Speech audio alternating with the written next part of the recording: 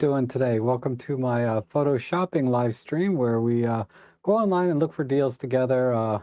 And also, if you have any questions, it's also an open Q&A for photography related topics.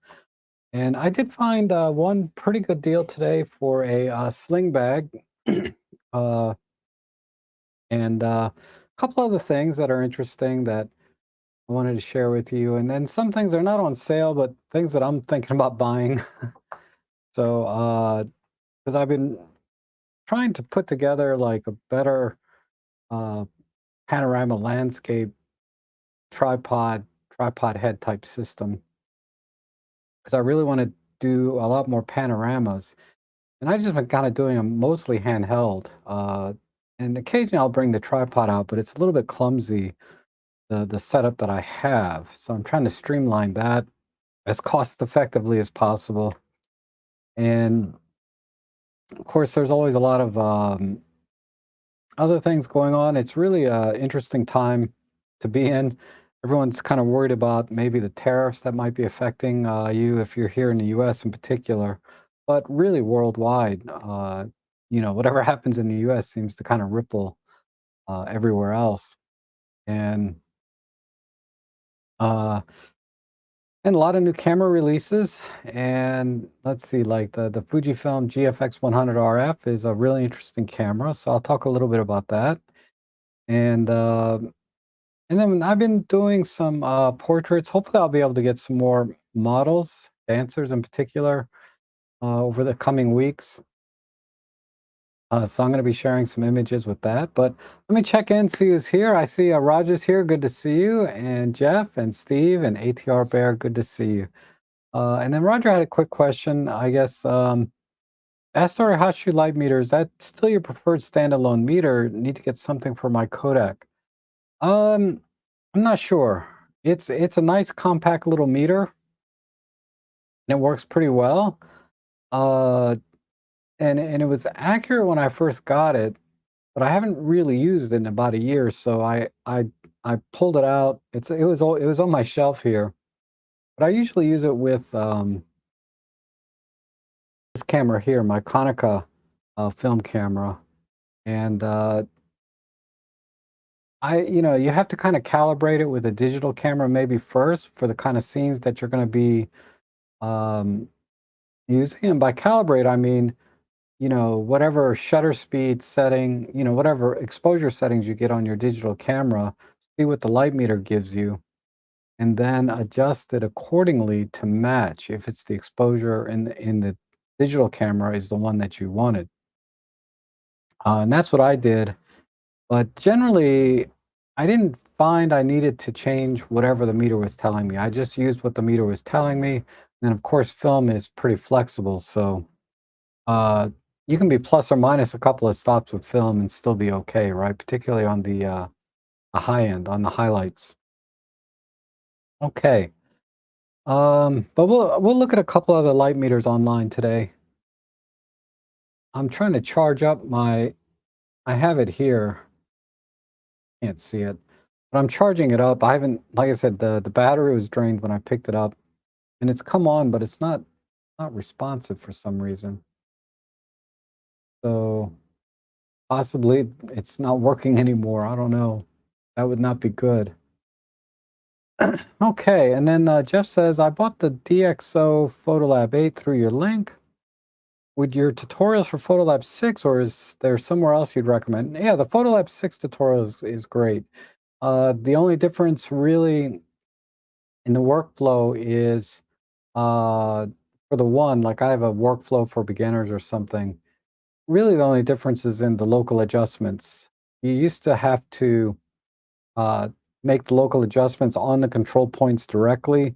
Now you can set the control point and make the adjustments on the side panel.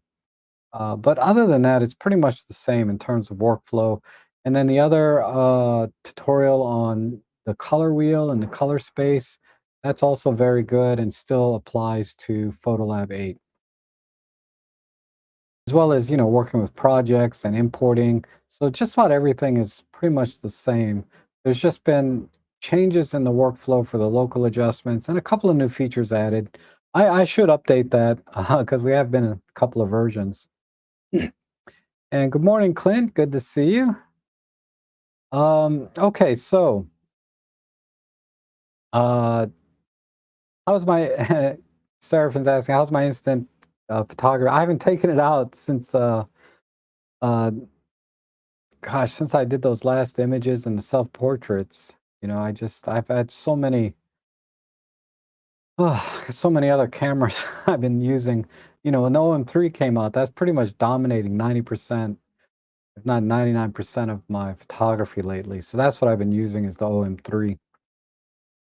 Uh, okay, but I do want to get out and shoot with my other cameras. Like I want to shoot with my Leica a little bit that I picked up. This is a great little camera. Um, Interesting. I just had it side by side with this little film rangefinder camera. Not the same size. This is a little bit bigger, but uh, certainly heavier. Yeah. Konica 3A. That's an awesome camera. All right. Let's see. I'm gonna go to my deal page, and I wanted to share with you a couple of things. Where's my chat window?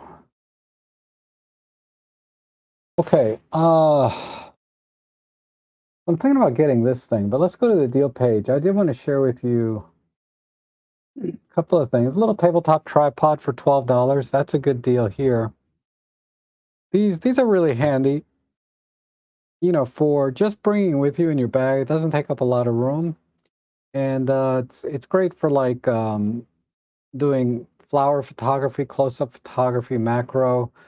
Uh, you know, just a small, very light stand, and it like I said, it kind of comes in handy when you don't want to bring your full-on tripod, but once in a while you might run into a scene on your photo walk that a tripod could come in really handy. Even if it's small, like when I'm doing street photography, I like to brace the tabletop stand against a column or a brick wall or something, particularly at night to get to use longer shutter speeds and slower lower ISOs. And I'm sorry if you can hear a little bit of noise in the background. The tree people are here today, cutting down all the trees. So there's a lot of chainsaw and grinder action going on. Okay, let's see. The other thing is this bag. This bag, there is a 50% coupon right here. So that makes this bag $15. And this is a nice little sling bag, good size. It's kind of a mix, it looks like, between a canvas material and vinyl, or possibly like a blend canvas vinyl kind of texture. But yeah, it looks really nice. And let's see, it can hold a lot of stuff. It's probably very similar to my K&F bag that I paid about $30 for. But for $15, you can't beat it. So I can recommend this one. And if you've been thinking about doing some flash photography, you're getting light stands for $10 a piece. These are pretty nice. So they go up to about 6 feet. It says 6.6 feet. That's with the legs kind of all the way, not like this, but even set up higher. We look at this picture here. Yeah, this one. That's with the legs kind of all the way as high as they can go. Then you can get about 6'6". So that's great for, I would say, smaller modifiers if you're going to have the model standing up. But this would be better suited for where the model's sitting down on a bar stool or on a chair. We're doing pet photography. These are great. These are also good for holding reflectors and for, um, like I said, I already mentioned pet photography and LED lighting and fill lighting. this is good for those kind of things, but you're definitely going to still want to get at least a 7 or 8 foot light stand so you can get your light modifiers high up. Now, I know in like my house, my ceilings are only 8 foot, so I can't really use a 7 or 8 foot light stand, but uh, it does help. It does help to be able to get the light stand as high as you can, and you can just put a bare flash on there. You wouldn't even need to have a modifier to get like rim lighting and things. But definitely your first set of light stands, 6.6 feet is really more than enough for your first set to get you started. And for $10 a piece, it's hard to argue with that. Okay, and then let's see. With all the USB-C charging devices we need, this is one that I've ordered and I still use. It works great. I actually paid about $10 more for mine, and I thought it was a good deal. But this is on sale for $19. And yeah, this works really well. What I like about it is it has the LED display to show you the actual power draw. So it's really useful in helping you diagnose which devices are drawing how much power and to diagnose any kind of problems that you might be running into with different devices. Okay. And then of course the lenses are still on sale here. The 100 to 400, the version 1. This teleconverter is coming imported from Japan. So this is doesn't come with warranty, but it's $186. That's almost half the price you'd pay if you'd buy it directly. And there's no moving parts in this kind of thing, so I don't see a problem with just ordering, from Japan for this. And then here we have the 150 to 600 is still on sale for 19.99. So that's a really good deal for that lens. And then the this is almost ubiquitous. You really should have every photographer should have this. Every Micro Four Thirds or OM system shooter should have this lens. 75 to 300. $400 is a great price. It rarely goes for less than that, even on the used market. So I would just pick one up brand new with warranty and get it here. This umbrella I talked about briefly in the last stream.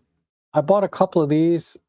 It's basically a windshield reflector, right, for your car, but it works great as a regular large reflector that's very portable and you can take with you everywhere.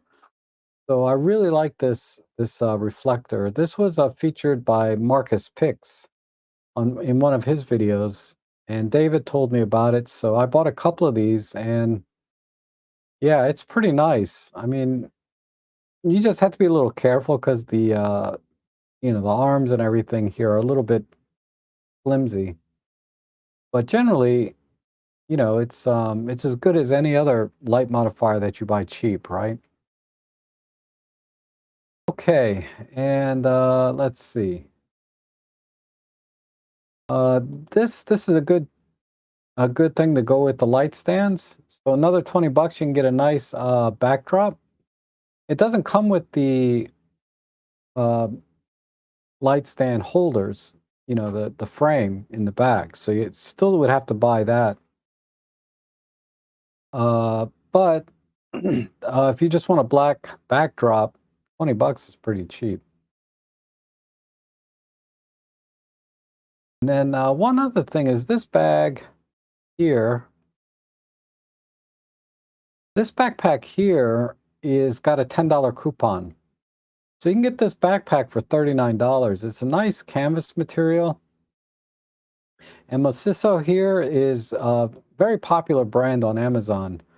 I've never tried any of their products, but it is very popular. You can see it's got a 4.3 rating.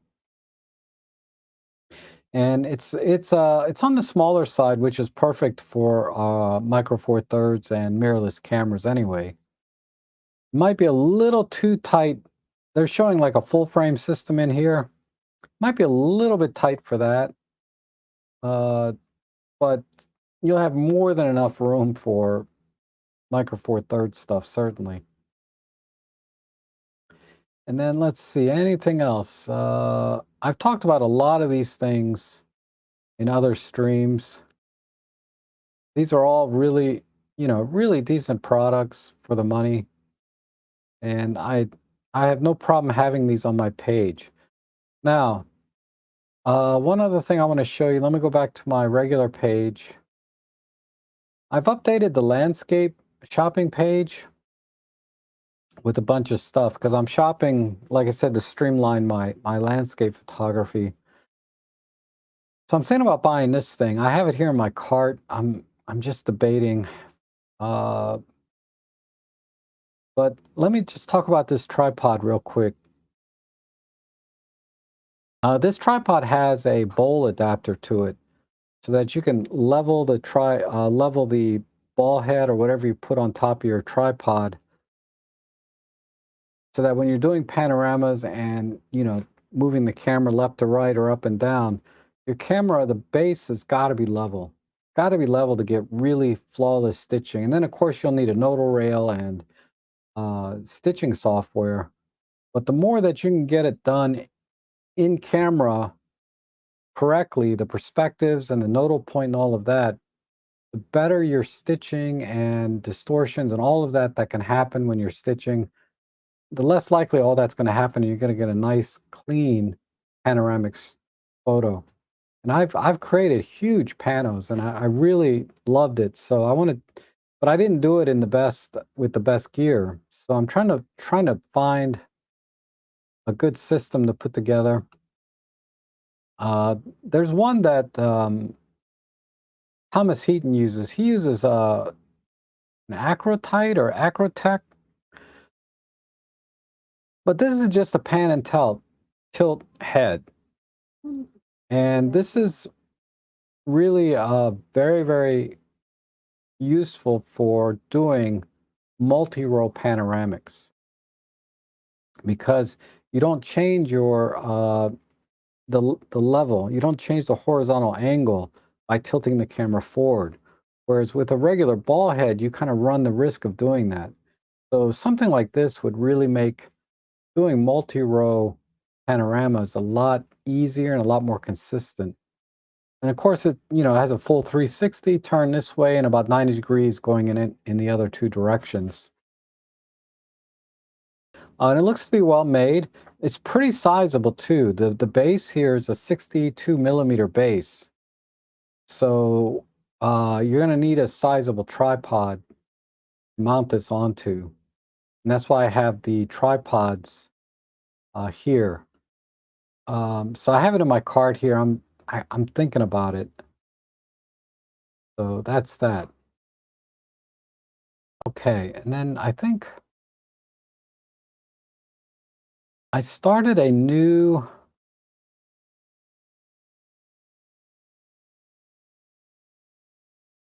let's see. I started a new shopping page. Oh, they haven't approved it yet.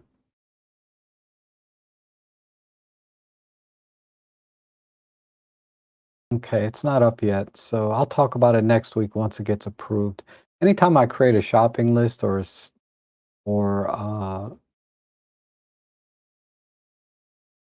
what do they call it, a idea list. Whenever I create an idea list, they have to approve it first. Usually they get approved pretty quickly. I don't know why. Not here. Let me look.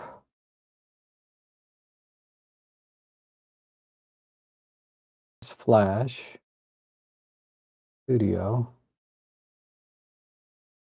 Yeah, it's not here, but I ran across this weird thing.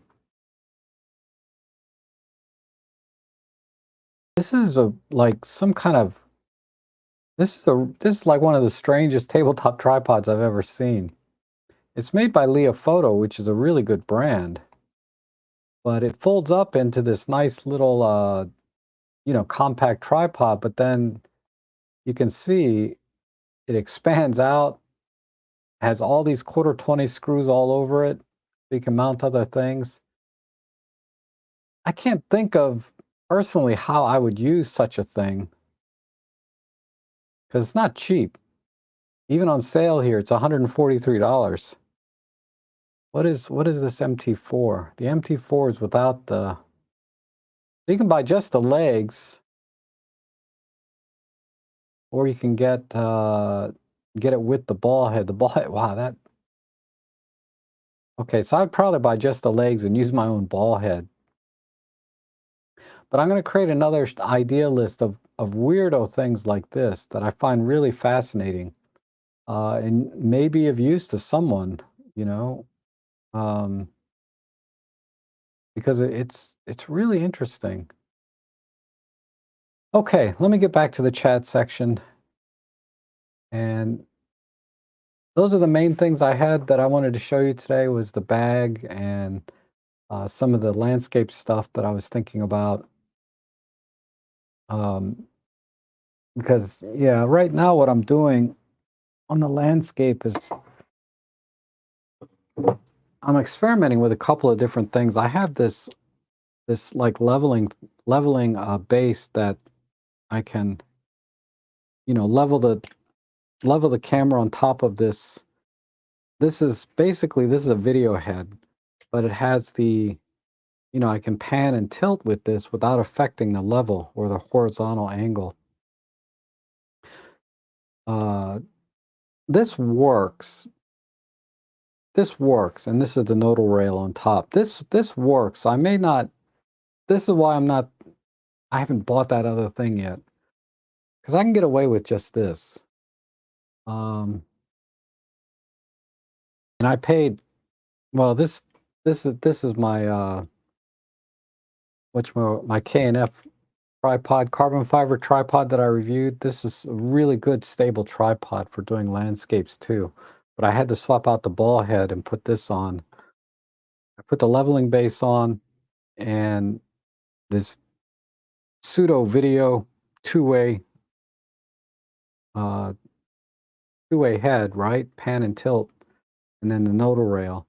And this is just a little bit awkward, but it's functional. I don't know if the new one that I have in my shopping cart would be any better. I mean, it certainly would be better. And at 62 millimeter base, it would fill up the entire plate because you can see this. There's a lot of space around this leveling head, but this leveling head is about 62 millimeters, so that other two-way pan and tilt head would fill this up. So it's going to be more stable. But I don't use heavy gear, right? I use micro four thirds, so I don't know if I really need to get a heavy duty pan and tilt head or not when I can just use this. Okay, so let me scroll back up and see what we got in the chat. And Ernest here, good to see you. And this side towards screen. And Roberto can't sleep. Huh? Wow. I slept so well last night. God, I went to bed around 8:30 and I woke up around 4:30. So I got a good 8, 9 hours in. Okay, Ernest says Canon announced possibly a new Canon R7 Mark II later this year. Would you buy it when it comes out? Probably not. Uh, because the current R7 is what? An APS-C with image stabilization and then the latest autofocusing algorithm, so it has all the subject to tech features. It has a relatively fast frame per second shutter speed, but um, it just doesn't have it's not quite as certainly not as capable as even my OM3 or OM1, in my opinion. And I already have all the lenses to do wildlife type photography. Now, for other kinds of photography, I think Canon R7 is a little bit overkill. That is really a sports action type camera, and I think people who buy into that system are going to be very happy with it. Canon has a nice selection of lenses. Um, trying to think. Just off the top of my head, I can't think of them. But they do have a nice selection of lenses to do birding and wildlife, and autofocus is great. But it just doesn't offer anything that I don't already have in my own system cameras, which are ultimately going to be a smaller, lighter system. Okay, and smash the like button. Oh, thank you. And Ernest, have I met Simon that in person? The Entremont.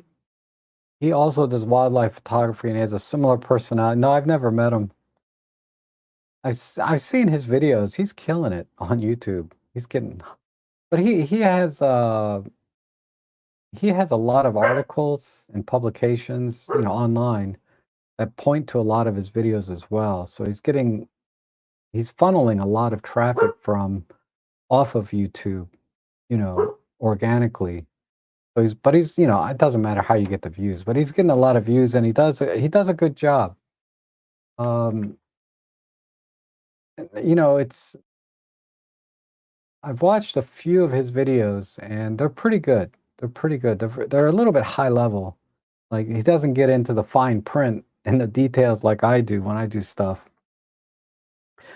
But like I watched one recently and when he makes the video, at least the one that I watched recently, some of his videos are a little bit more basic, right? But one of the videos I watched recently, he was using a lot of terminology because the video is targeted towards beginners, but he's using a lot of terminology and vocabulary that we really only use once you're a little bit more experienced in photography. I mean, the most basic thing, like when you say stopping up or stopping down, you talk to a beginner in photography, they're gonna just stare at you with a blank face. What do you mean by stopping up, stopping down? You know what I mean? Um, so I wish Alexa turn the volume to 0. I wish it would just be quiet. It keeps distracting me. I hope you're not hearing that. Uh, but yeah, so that's what I mean. Some of his videos are a little bit uh m- might be a little hard for someone that's absolute beginner starting in photography. And that's kind of the general problem with YouTube and overall is uh there's not a sort of from starting from there's videos out there that do, but there's very few channels that make no assumptions about what you know about photography, right?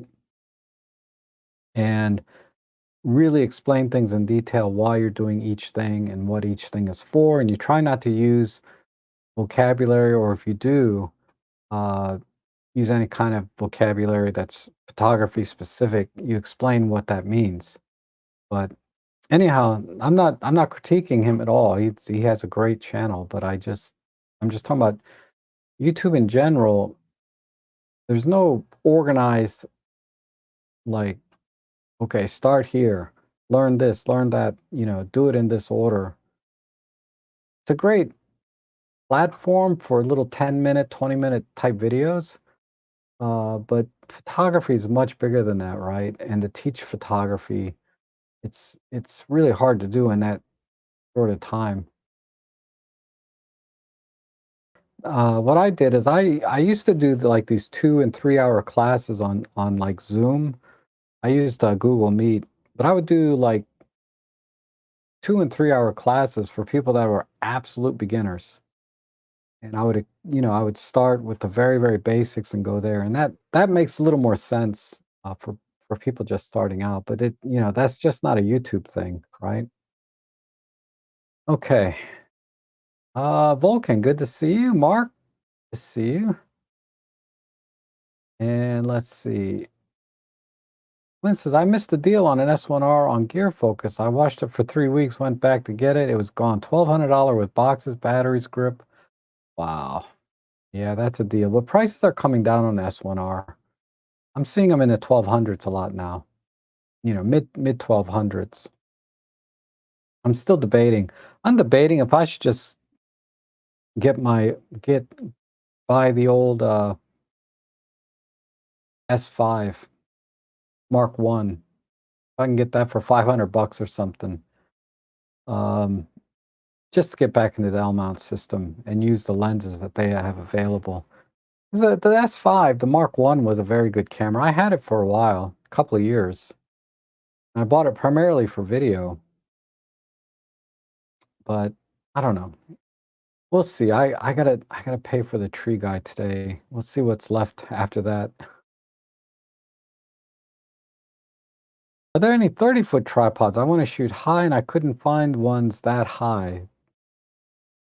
Yeah. The problem with a 30-foot tripod, they do have them. Let me see. I might still have it in my list. Not in the list that you guys see, but one of my personal ones. Let me scroll down. I might have deleted it.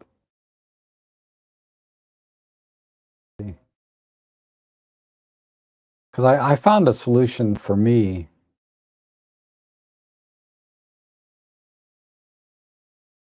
Oh, that's a good deal. Okay, hold on.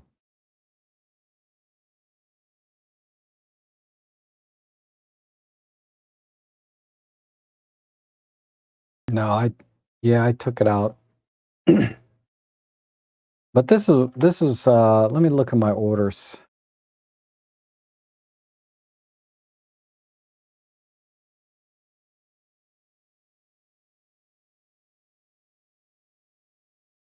So this is what I use. This is a you can see I bought this a couple of years ago. It comes in a 30-foot length here for $100. It's basically a paint stick, right? Um, this one is pretty solid.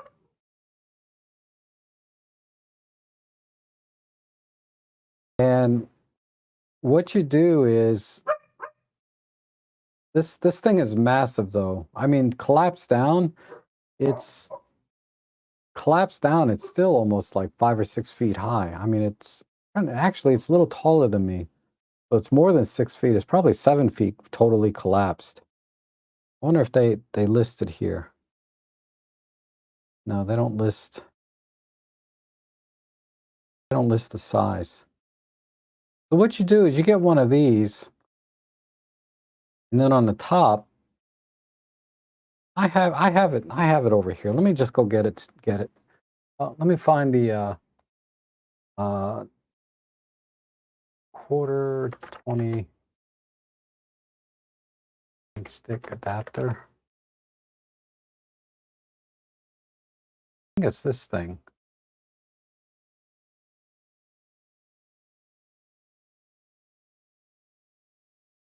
You have to get this adapter.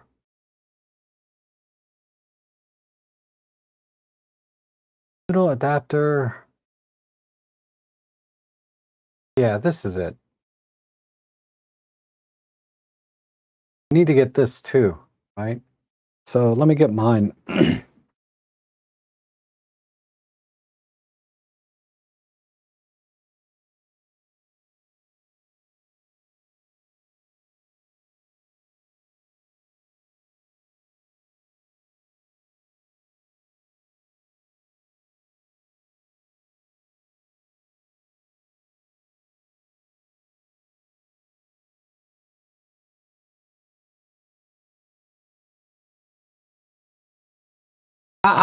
Get back. Back. Back, you wild beast.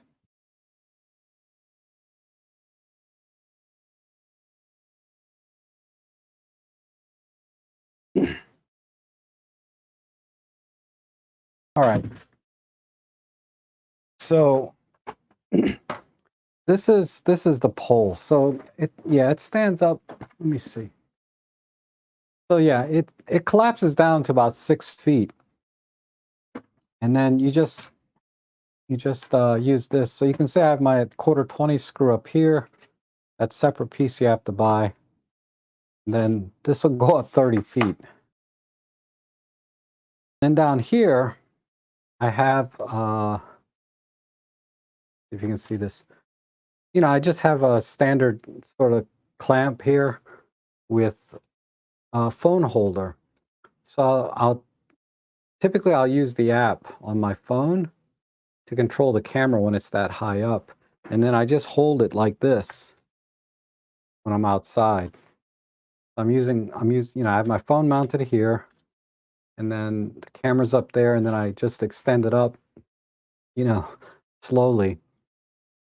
Uh, but don't put like a really heavy camera up there. I mean, even something like an OM1 would be a little bit too much weight to put at the top of this. I would put a smaller camera. Typically, I would put like I put a 360 camera up there actually to do 360 type videos and fake drone shots because you can kind of with a 360 video I can edit it so it kind of spins around and comes in.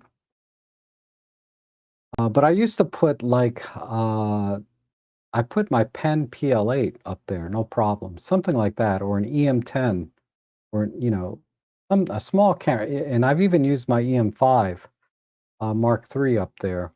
These are very small, lightweight cameras, right? So that's what I would put up there. The other thing is if there's any wind, by the time the pole goes up 30 feet, the wind is going to be making the camera sway like this. So you're going to have to use a very, very fast shutter speed to mitigate the motion blur that you would get because the pole is swaying. So basically, you don't want to use it on a windy day, and use it with the phone app to control the camera so that you can see. Because even if I tilt the screen down, I can't see it when it's that high up. So you have to use the app, but it does connect. I did get it to connect without too many problems. Sometimes there's a little bit of a lag uh, because the signal gets weak when you put the camera that far away. But it works. It works overall. So those are the things. So I will give you the links to these.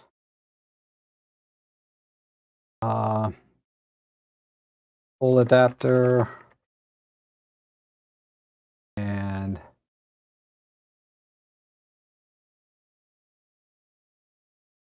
the 30-foot pole.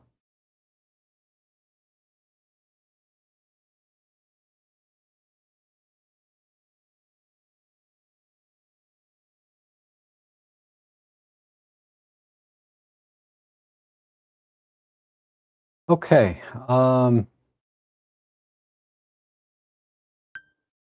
I bought the 24-foot one. I'm sorry. Hold on one second.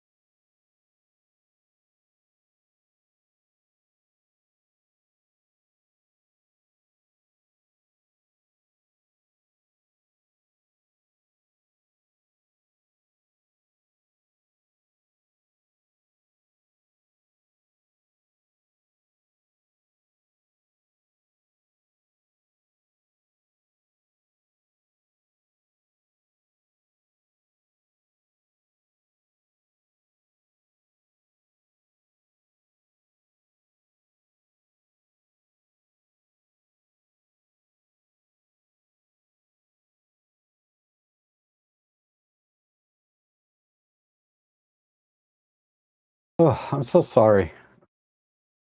Uh, Let me check the chat real quick. Phew, man, that call. I tell you. Let's see. Do you have any alternatives for the Olympus 90 macro? That would be a big cost savings. If you want to manually focus, but I would just say, uh,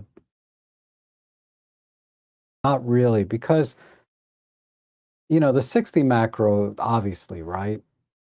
Because if you want to do in-camera focus stacking and not just focus bracketing, you have to have an Olympus lens. Uh, and focus bracketing is a huge part of macro photography. So you want to have at least an autofocus lens. It can be a kit lens. It can be the 40 to 150 kit lens with a macro adapter.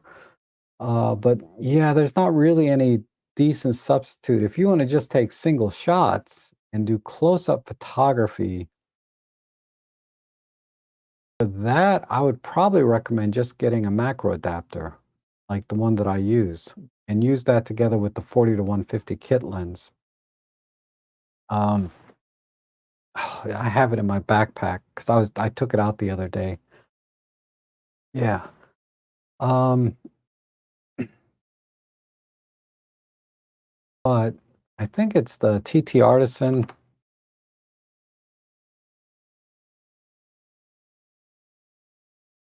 me take a quick look.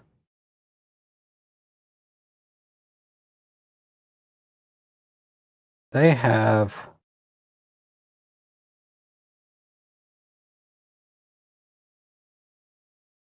I don't remember if it's a 90 millimeter or a 100 millimeter.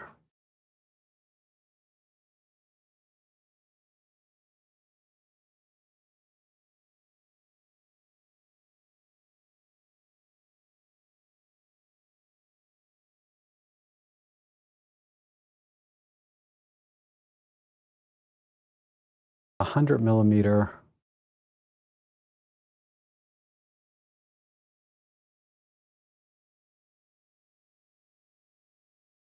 Looking EOS. Dang it, I don't see one for Micro Four Thirds. They should make one. They got it for everything else.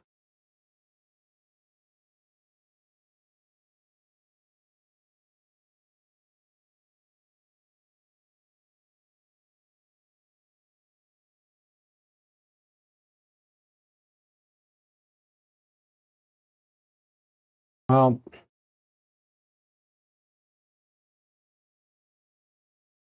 I mean, there's a couple options like this one, right? But you would need to buy an M42 mount adapter to adapt it to your Micro Four Thirds. So that's about another 20 bucks. You get this lens with the adapter, and this would give you, uh, and this is a full frame lens, but this would do it. If you just want to do, oh, wait a minute. No, this is the bubble bokeh one. I'm sorry. What I was looking at was something like this. But I don't see it. I don't see the one for Micro Four Thirds. I thought for sure they had one.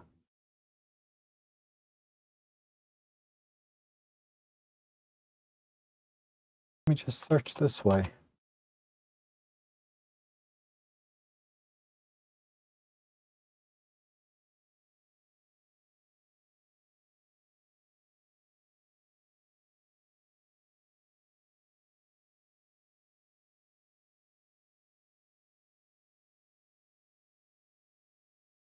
40, the 60.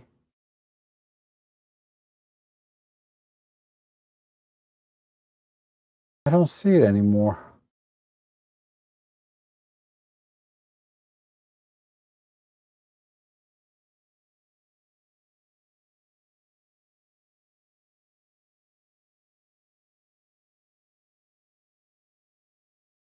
Well,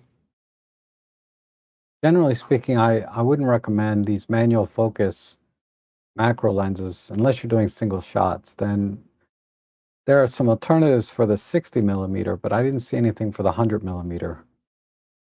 I must not be remembering correctly. I thought for sure the TT Artisans.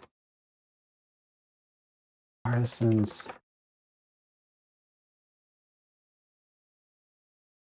thought for sure they had one.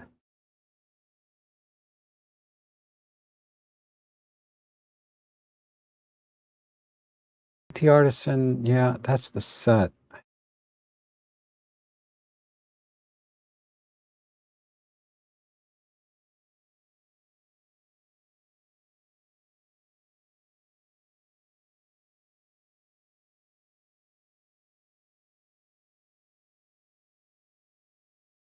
No, RFEF. Wow. And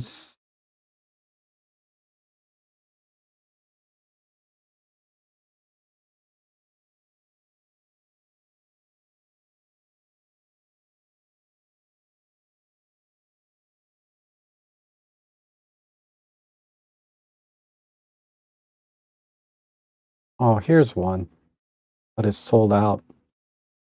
This is the one I was thinking of. 100 millimeter 2.8 2x macro tilt shift. But yeah, this is going to be hard to find. We search this way.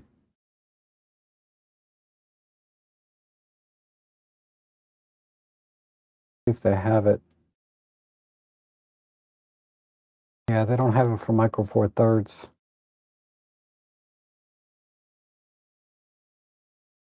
I'll have to keep an eye out though for you, Roger. I guess it was can't think of any other brand. If anyone knows, leave one in the chat section for Roger. But off the top of my head, I can't think of any other lens other than that one, but it's hard to find. Okay, and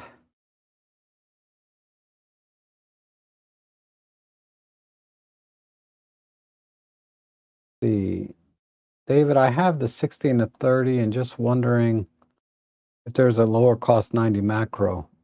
Oh, okay, so you have these. Uh yeah, I don't see anything. I don't see anything, Roger. I'll keep an eye out though. I can't look for it right now. I might have to cut the stream short based on that phone call. Gosh, stressing me. Pre-work. Can you recommend any good quality SD card readers? Yes.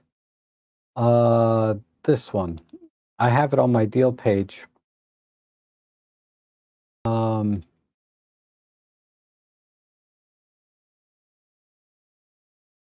it's almost always on sale.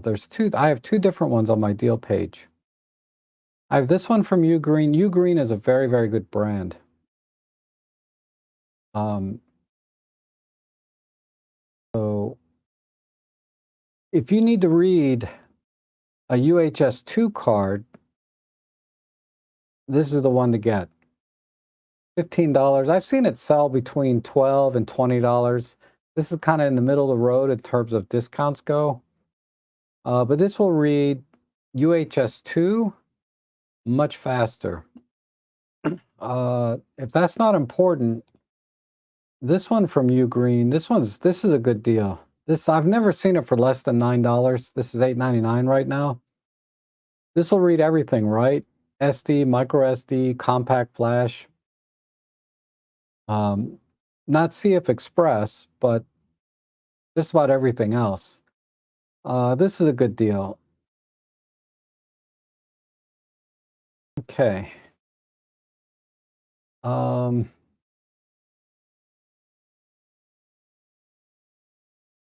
so I'd recommend the $9 one because it's a little bit more versatile. But if you think you're going to ever be using or do use micro UHS-2 cards, I would get the other one that's $15.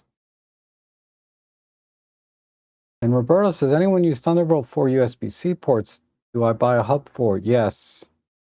So I bought a Thunderbolt 4 hub. It's awesome because I connect multiple hard drives to it. and I haven't had any problems with it. I'll show you the one that I bought, and I'll talk about one or two other ones. Let's see.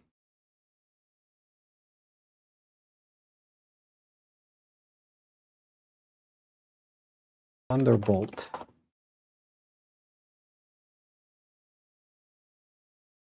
Okay, so here's a few that I've bought. Um, let's talk about this one first. This was a couple of years ago. This is a Thunderbolt 3. They have a Thunderbolt 4 version now. But what I liked about this one was that it had a UHS-2 card reader built into it. And then on the back, we have all of the USB-C ports that we would need, plus regular USB-A ports, plus HDMI, plus it supported um, video through the USB-C. So these are the things you kind of need to look for when you're looking at a USB-C docking port, is that that it has an HDMI port, so that you can connect a second monitor. If not, you don't necessarily need an HDMI port, but there's also the USB-C ports that can support 4K video monitors. If your monitor has a USB-C port, and that's what I do for my monitor, is I have my monitor plugged into the USB-C port that supports video, 4K, but I also use the HDMI port that uses that that drives my other monitor. So I have two monitors hooked up to my laptop through this one USB-C Thunderbolt port. Okay. The other one,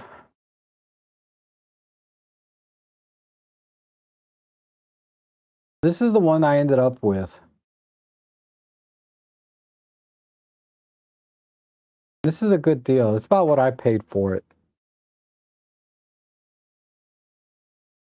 This is a Thunderbolt 4, has dual 4K, also supplies 90 watts. So this power port, or this particular docking station, can power the laptop.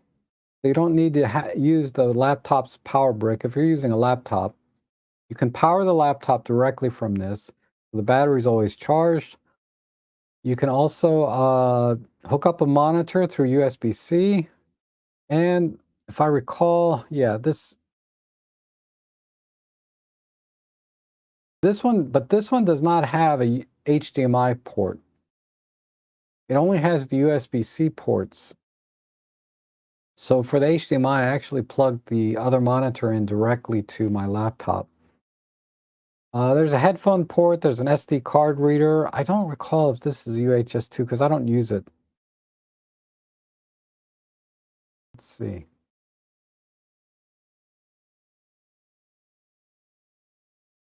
Yeah, this supports UHS-2. So this really does it all. This does everything that I want. Uh, but this has its own big power brick that you have to plug it into, as you can see from this 20-volt port.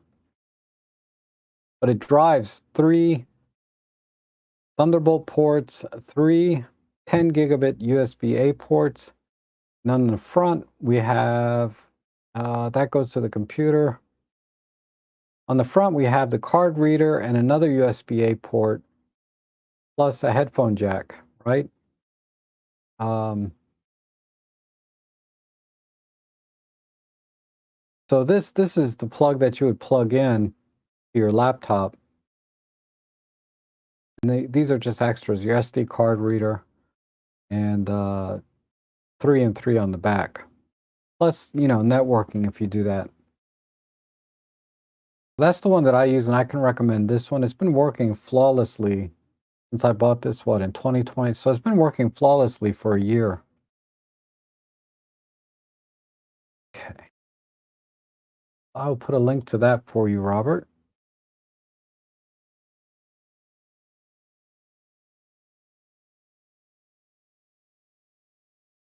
They're expensive, right?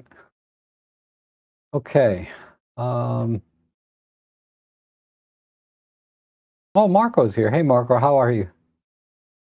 Okay. Uh, and I see Calvin is here. Good to see you. From Lake Maine. And Ernest says, why did you choose Micro Four Thirds as your main choice cameras in that full frame? I choose it only because of computational feature like live bulb. Mainly the size and weight. I switched over back in 2015, I guess. And I was using a Nikon full frame system at the time, the D750. And I just wanted, I didn't plan on using it for everything, like for my paid work and for all my personal stuff.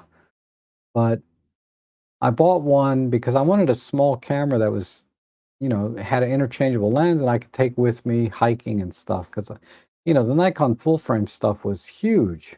And I just wanted basically a decent camera that was better than a point and shoot. Because back in 2015, you could still buy point and shoots, right?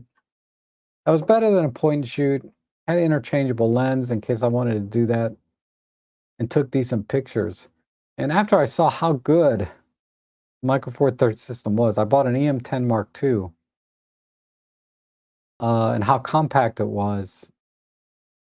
I I migrated over to that within a year. I was using Micro Four Thirds for everything, my paid work and for my personal. And that's why size and weight. I could take like just one little bag with a couple lenses, a flash, and I did a lot of paid work with just one little bag. And then over time, you just kind of grow to love all the other features, like when I discovered live comp, live bulb, all the computational stuff that they had, art filters. The customization of the EM10 Mark II was amazing. It improved my workflow. So it was a lot of things, but primarily with size and weight. And Pete Frank says, ref, and as card readers, I use a SanDisk UHS-2, really good, fast, and cheap. Okay. SanDisk, popular brand, right? I just like, I know I've used a lot of, not a lot, but I have a few products from Ugreen, very high quality, very reasonable price. So that's why I have those card readers on my deal page.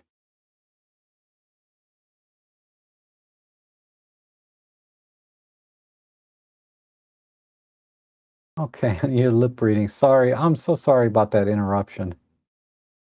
Uh, okay, and Volkan says the OMD OM1 Mark III, Mark III? I thought it was a Mark II. But anyway, 12 to 40 Pro plus an OM3, 12 to 45 Pro are the same price in my country. Which one should I prefer for landscape?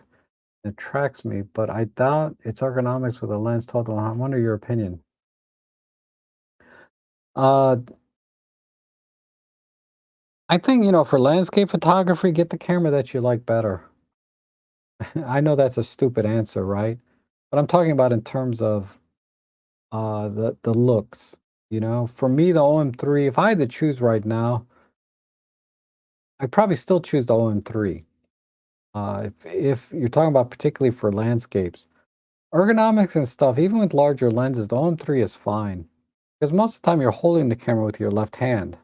The left hand is bearing most of the weight, and your right hand is free to navigate all the buttons and dials. I was a little worried about it myself at first uh, with the 12 to 40 Pro, but after handling it with the 12 to 40 Pro for the past week, I didn't notice any ergonomic issues. And going over to a 12 to 100 Pro would be the same. It just takes a little while to get used to it. Then once you're kind of used to handling the camera with the larger lens, I didn't have any problem. That said, the OM1 Mark II is the better camera. Not by far, but ultimately it is the better camera. Uh, so for the same money, I would say get the OM1 Mark II. It's the better camera. The OM3 is really you buy that camera for its looks, right? Because it has that vintage style. And it's nice that it has all of these features in it, just like the OM1 Mark II, but it is a little bit more limited on some things. For example, the buffer is a lot smaller for sports action wildlife type photography. It has the same autofocusing system, but when you mash the shutter button and you're trying to capture 50 frames per second, you're going to run out of steam pretty quickly. Whereas with the OM1 Mark II, it's not going to have any problem handling that. Also, a camera with a grip is better than a camera without a grip. So ultimately, hand holding one-handed with the Tall to 40 Pro is much more comfortable on the OM1 Mark II, by far. Okay, there's no comparison. Uh, and of course, with longer lenses and everything like that, having a grip is always going to be better. So I ordered a third-party grip, just a small one for my OM3, just to give it a little bit more bite when I hold on to it. You know, I have a little better grip. Uh, but if you don't care about the aesthetics and what the camera looks like, definitely get the OM1 Mark II. If you if you find that nostalgia look, that vintage look of the OM3 is appealing, I have no problem recommending it either. And the handling with larger lenses is not that bad. You know, it's not as good as with a grip, but it's not that bad ultimately.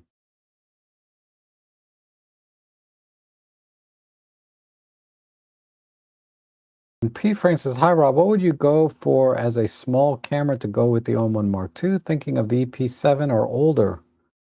Uh, hmm.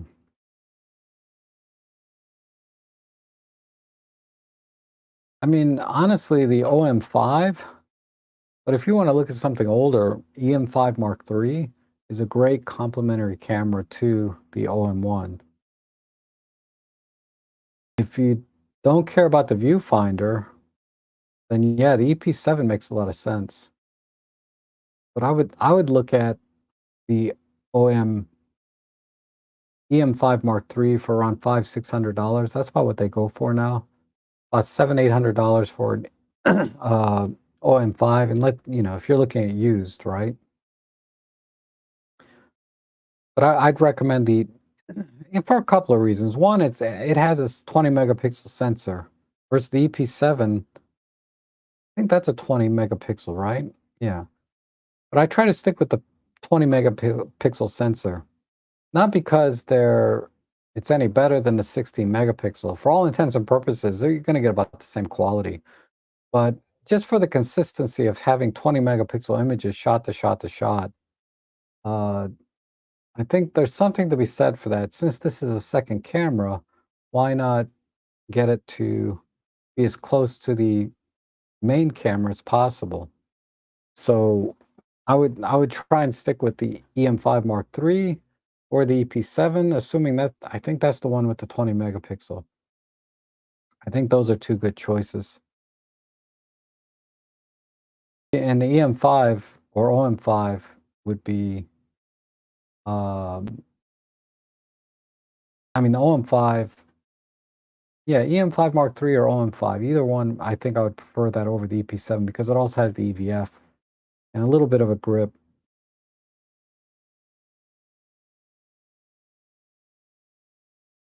And Weldon Co. says, there's a 20 to 40 2.8 selling on Amazon from third-party Phoenix, Arizona for much cheaper price than retail. Is it safe to buy from them? I don't know. Uh, if they're selling it on Amazon, then they have to honor the Amazon return policy, unless it says otherwise.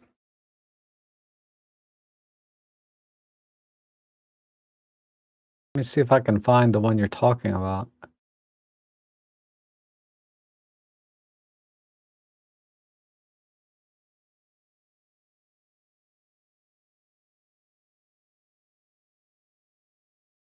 So you might be talking about this one, right?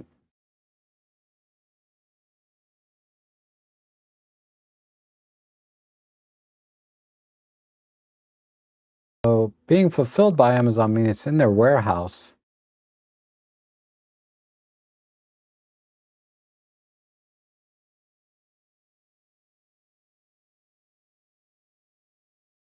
Yeah, I wouldn't worry. I think it's fine.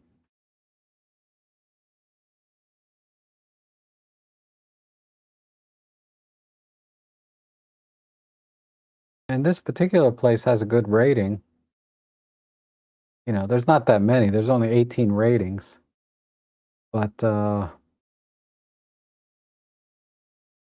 if it says fulfilled by Amazon, you can see it says here, this item was fulfilled by Amazon and we take responsibility for this fulfillment experience. So I wouldn't worry about it. If there's any problem, you can just return it, right? Let's see what else is in here. Used, very good.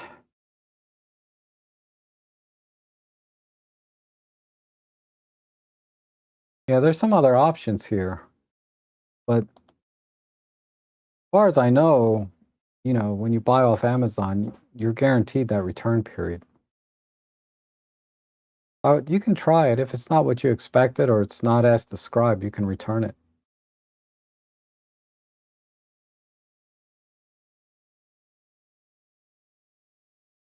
Let's see.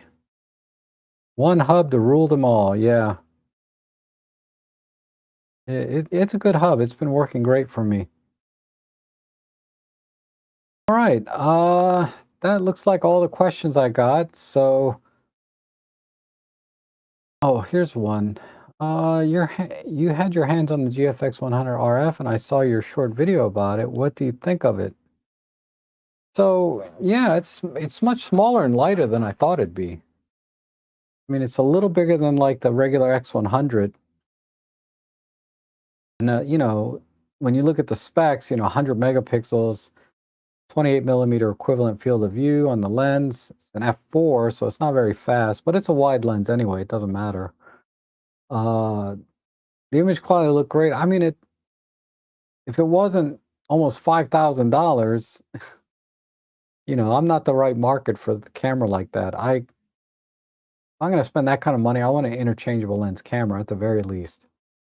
But it's nothing like. Oh, excuse me.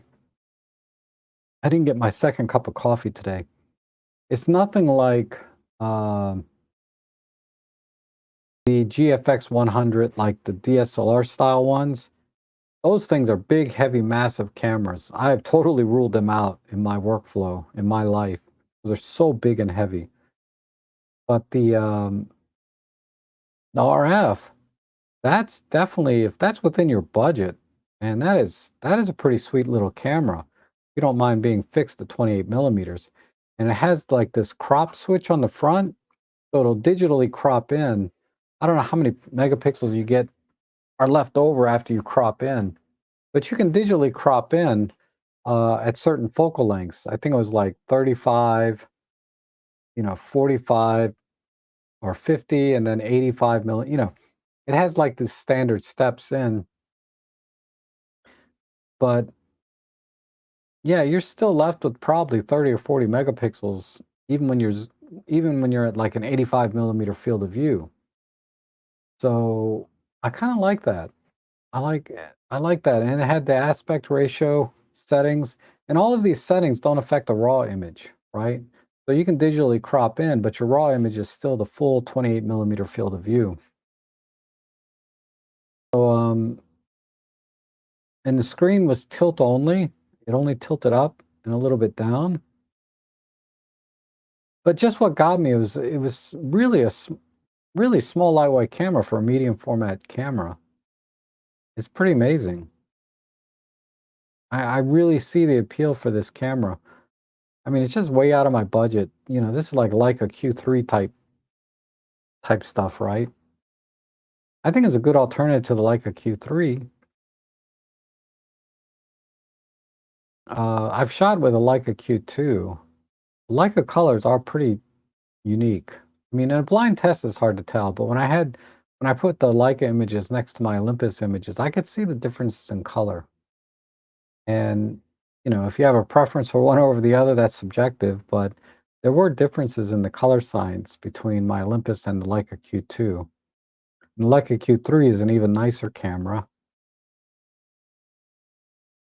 but I don't know. I mean, if you really want high megapixels, I feel like there's there's much more affordable options out there that are small and light, right? Like the the Sony A7CR with a 28 millimeter G lens. They don't have a 20, you'd have to get a 24 millimeter, something like that. And I think that would be, and that would be a lot cheaper, right? Because it's what, 3 grand for the camera, another 500 for the lens. You're like at $3,500. So you're almost, $1,500 less in price with the Sony A7CR. And I would argue you don't even need to do that. Just get a Sony A7C for, and that's the A7C Mark II has a 33 megapixel sensor. I don't know.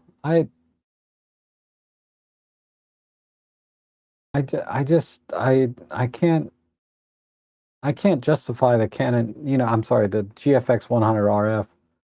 I'd rather have the older one where you could swap the lenses. It was only a 50 megapixel sensor, but yeah, if I was going to go medium format ever, I would probably just get a big camera. Otherwise, I would look at smaller, lighter, interchangeable type cameras like a A7CR uh, if I wanted a high megapixel.